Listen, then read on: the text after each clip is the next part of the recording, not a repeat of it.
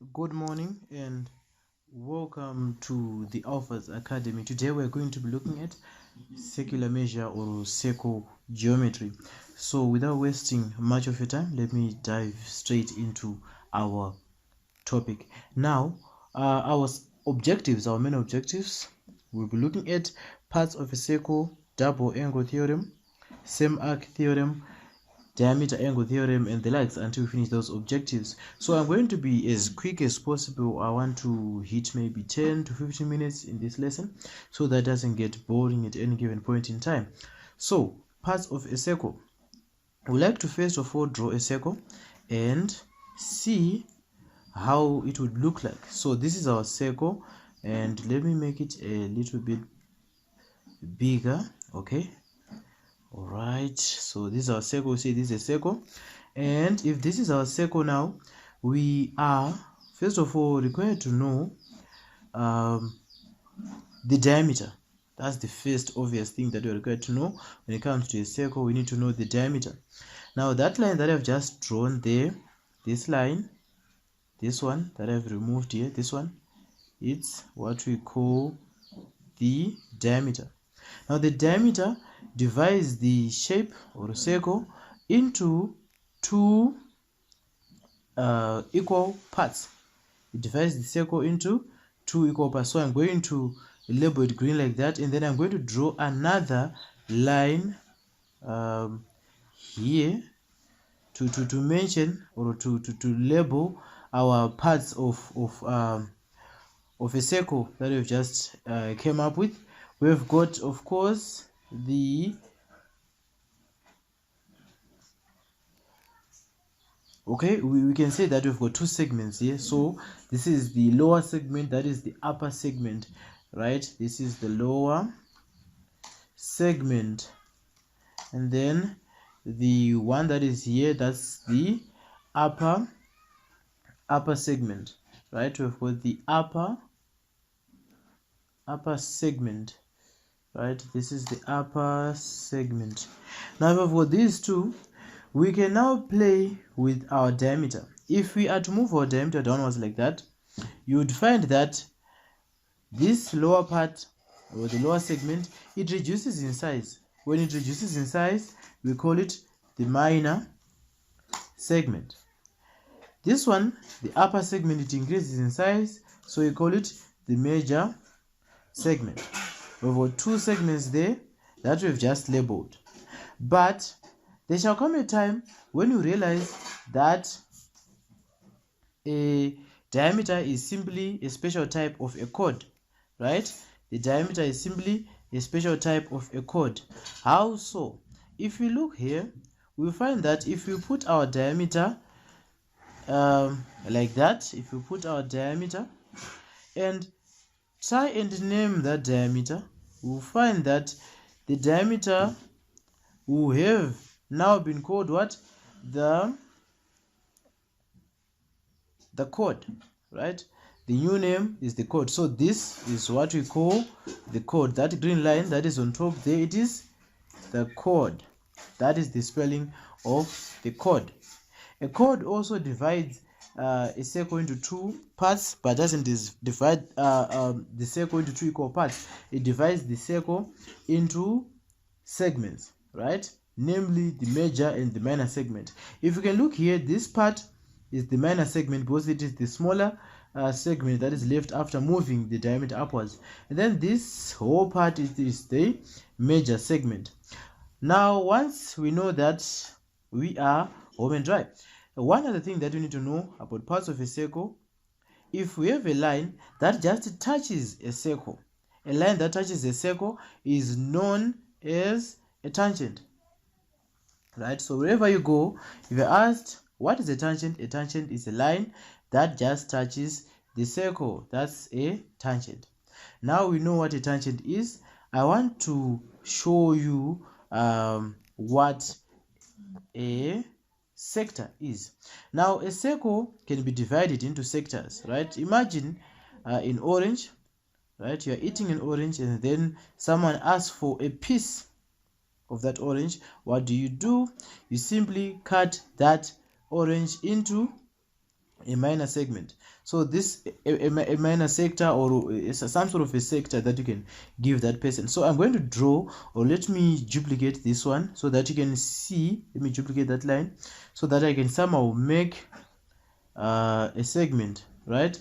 What's important about a segment is the fact that this part you see here, this part that I'm encircling, this part is at the center. That is the most important thing. If it is not coming to the center, there is a problem. So the center is usually labeled O, right? That's our center there.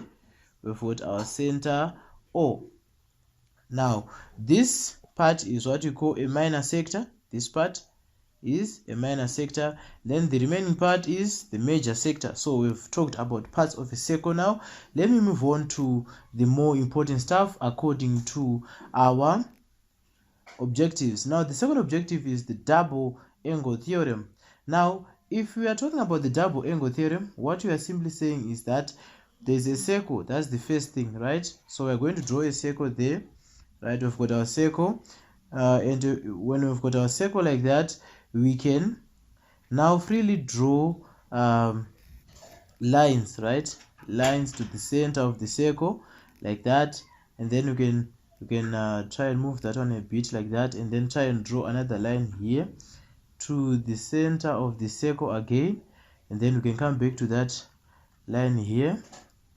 You can bring it close to that like that, and then we can draw another line.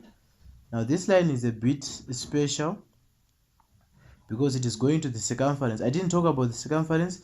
The circumference of a circle is simply the area right around the shape, right? It is the area or the line that inscribes a circle. That is what we call the circumference, or in other words, it is a perimeter, right? The distance right around the shape. So we've got the distance right around the shape, and we are trying to draw the double angle that I'm talking about.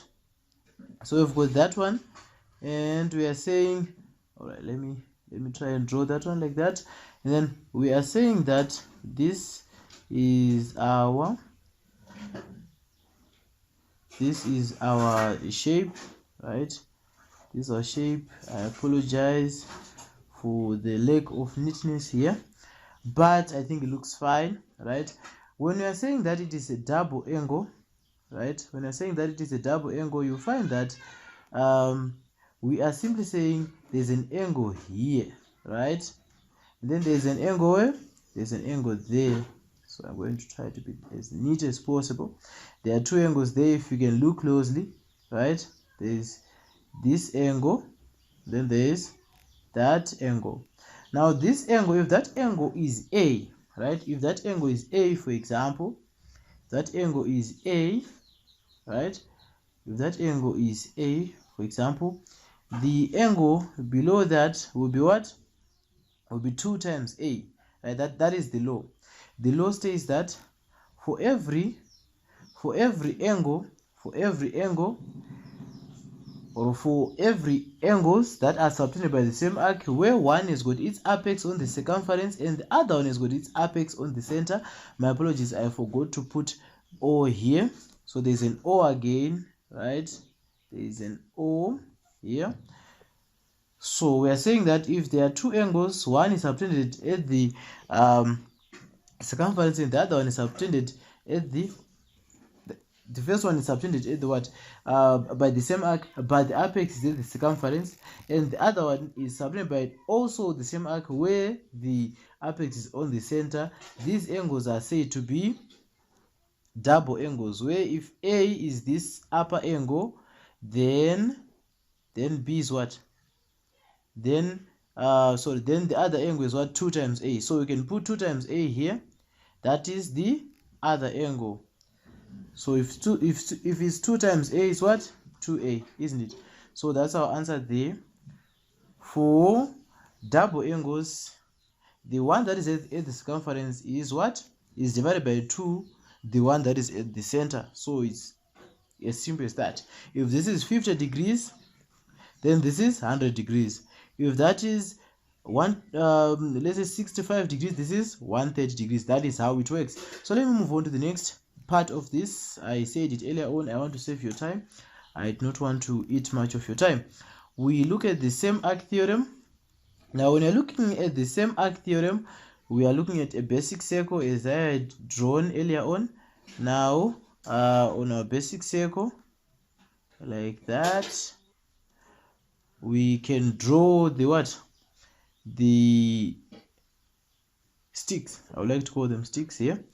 So we are getting our lines there, and we are saying for the first line that is coming here, then we want to draw another line, right, that is going there, and then I will draw another line that is going there.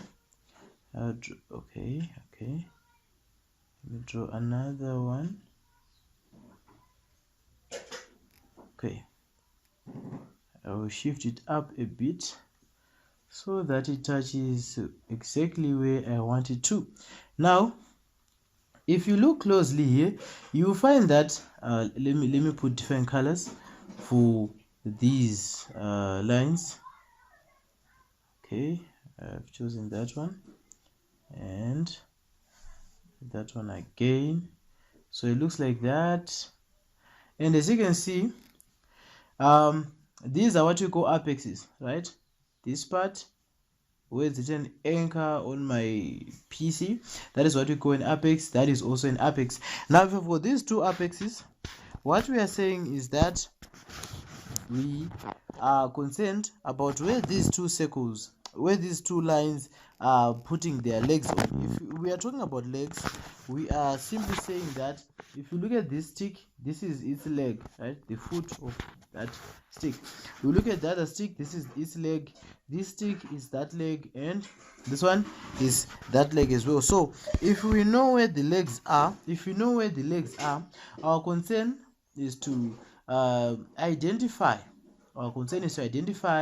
what we call the arc, right? Remember, I didn't talk about this, but an arc is a resultant product of a sector, right? If you create a sector out of a circle, right, we've created a sector, but this one is still coming to the center anyway.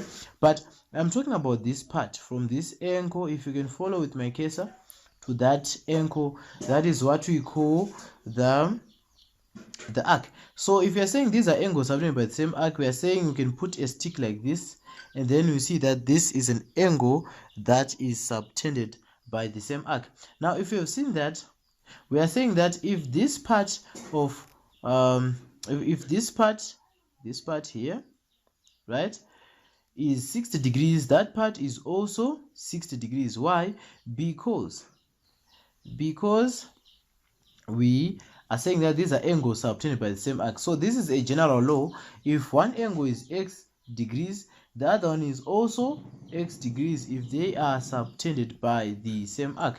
So I'm going to put my x's there, right? This is the first x, it goes here, right? And then this is x degrees, it goes there. So these angles are equal so long as the legs of our sticks are touching the same arc, right? That's how best I can put it. So let me move on to the next part of this, where we can try and hurry up with our time. Now it is eating us. We are looking at the diameter angle theorem, right? I talked about the diameter. A diameter is simply a line that divides a circle into two equal segments, right? I talked about this, so it's going to be easier for us to look at the diameter angle theorem. So I'm going to try and draw the diameter here. You're going to see that it looks okay, my apologies, right? I'm going to start outside like that, it's fine, right? This is our diameter. It is passing through the center, what? Center O, right? This is the center O. Let me write it like that. That is the center O. It is passing through that center O. And then we are saying there is an angle that can be subtended by the diameter, right? If an angle is subtended by the diameter, what happens? So I'm going to draw that angle, and I'm going to show how it's going to look like. So we've got our angle like that, and I can draw another one here. Okay, right. So What angle am I talking about? If you look at my diagram, you find that it is a bit more accurate. Now you can clearly see that a 90 degree is coming out of it, right? Where is it coming out? It's coming out here, right? This is where our 90 degrees is coming from, right? Something like that. Okay, so every angle that is obtained by the diameter, it gives us 90 degrees. Every angle that is obtained by the diameter gives us 90 degrees. At every instance, this is what happens. For every angle that is obtained by the diameter, it gives us 90 degrees, right? Like that. So that is what happens when I'm talking about the diameter. Let me move on to the next part, right? Without wasting time. We are now looking at the cyclic quadrilateral theorem. So I'm going to draw my circle once again. We've got a circle like that. Okay, let me redo that. Okay, we have a circle like that. It looks as nice as ever, and we want to draw a cyclic quadrilateral inside of it. So for me, I want to make it easier, so I'm going to draw something like this, right? I'm going to draw something as comprehensible as possible, right? We've got some sort of a rectangle, right? That's a cyclic quadrilateral. A cyclic quadrilateral is simply a four-sided shape that has been circumscribed. What do we mean by circumscribed? We mean that it has been surrounded by a circle. So if you've got a cyclic quadrilateral like that, what we can say about the rules that are going to come to play here is that if you've got this angle here, all right, I did not do it the right way. If you've got that angle, okay, right, that angle there, that angle there, that angle there, that angle there. So if I've got those four angles, and I'm going to name them, I'm going to put A degrees, and I'm going to put here, I'm going to put B degrees, right? And after I put B like that, it has to be visible. I'm going to put C degrees here. I'm going to put D degrees here, right? These are what? Our four angles. Now theory suggests that for every cyclic quadrilateral, opposite angles add up to 180 degrees. As such, if you say A plus D, we'll get 180 degrees. Similarly, if you say C plus B, we get 180 degrees as well. That is what happens there for every cyclic quadrilateral. So whenever you come across such a question, just look at the angles that you are given, try to add them to each other, you find your answer there. So let's move on to the the following part. All right, we are looking at tangents theorem. So we have our circle here, and I'm not willing to cancel the whole circle, so I'm going to delete only parts of it, right, like that. Okay, all right, I deleted my circle, unfortunately. So let me redraw my circle like that, and this is my circle. I'm going to draw a tangent as I did. Remember, a tangent is simply a line that touches what? That touches a circle. Now if I have drawn a tangent like this, here's the catchy part of it. If we look at the part where my PC is writing intersect, right, that is the point at which the tangent touches the circle. That point is very important. If I am to draw a perpendicular line, if I am to draw a normal, remember a perpendicular line is a line that cuts the other line at a 90-degree angle. So if I am to draw a normal or a perpendicular line, it will surely pass through the center of the circle. If you can look at my case, it's written center there, right? That is law, right? That is principle, right? So the center of a circle, we know it to be O, right? And then this imagined angle, it is always 90 degrees. So we can now say in principle that every line that passes through the center and comes. That passes through the center and comes from what? And comes from the tangent. It is always equal to 90 degrees. That's what we can say in every instance. It is equal to 90 degrees. So we can safely reside there. This is our 90 degrees here. That one is the 90 degrees every given instance. Now imagine if we are to extend. Imagine if we are to extend our line. All right, let me draw another one so that you can clearly see what I'm saying. Imagine if we were to extend our line like that. Right. Okay. All right. Okay, make it look more like a tangent like that. Okay, that one is beautiful. I can make another one. Okay, right, then I can try and rotate it, move it upwards a bit. Okay, rotate it again. All right. Okay, here I can rotate it. Right. So we've got two tangents here, right? We have got two tangents. When we have got two tangents, this is the first tangent, this one is the first tangent, then that one is the second tangent. So we've got two tangents there.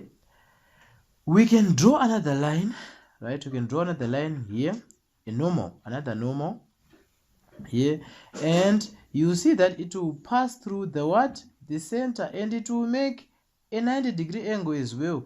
That is the law. It will make a 90-degree angle. Now, knowing four-sided shapes, we have learned four-sided shapes for a long time.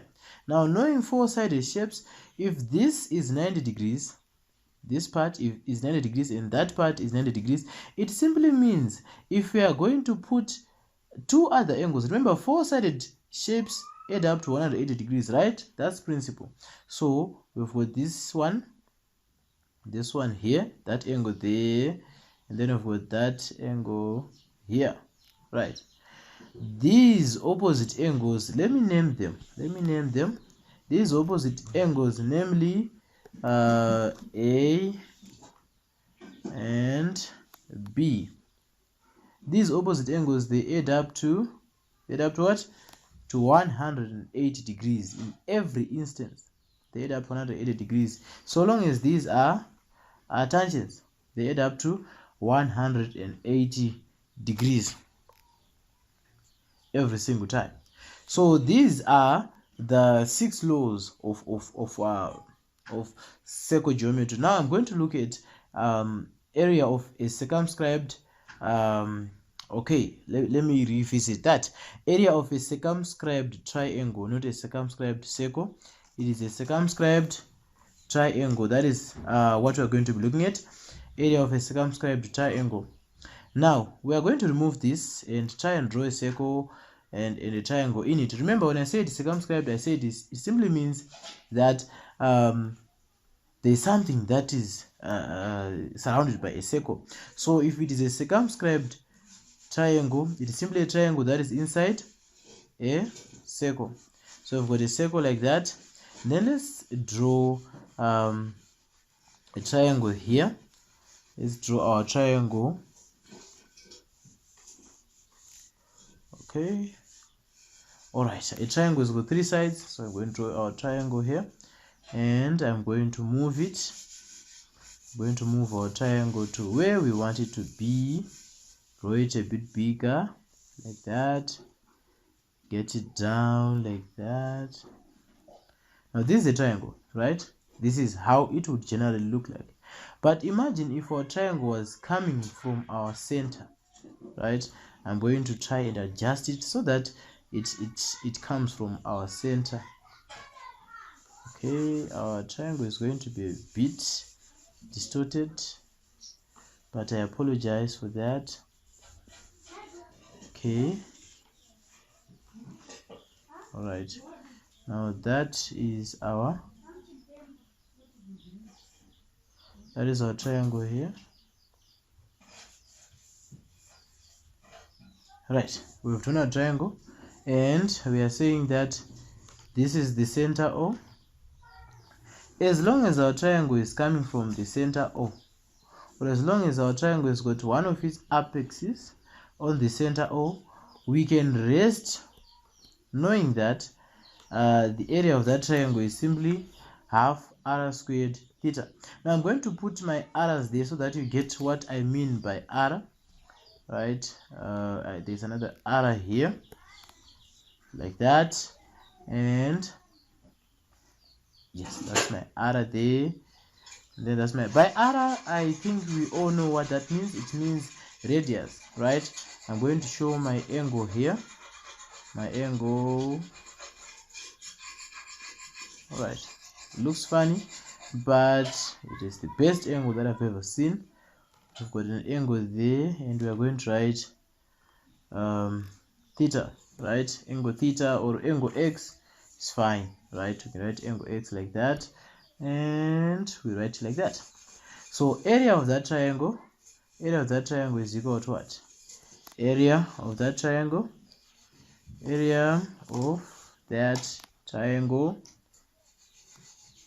is equal to half, right? Okay, let me bracket that. Half of what? R squared, right? R squared is simply r times r, isn't it?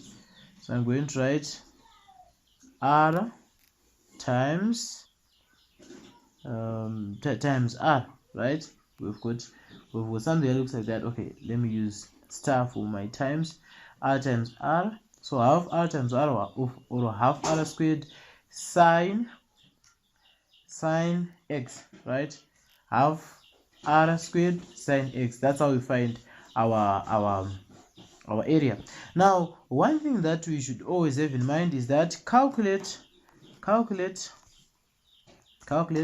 with your calculator in degrees every time, or always, right? That is it. This marks the end of our lesson. Thank you very much for attending our lesson. You can simply scroll down our other topics that we've covered, but it's been long now. I've last covered this a long time ago, and I would really encourage you to subscribe to our channel so that you can share a lot with you. Thank you very much once again. I'm very sorry this took 28 minutes, but then this is what you need to know about circle geometry and circular measure, IGCSE or O level.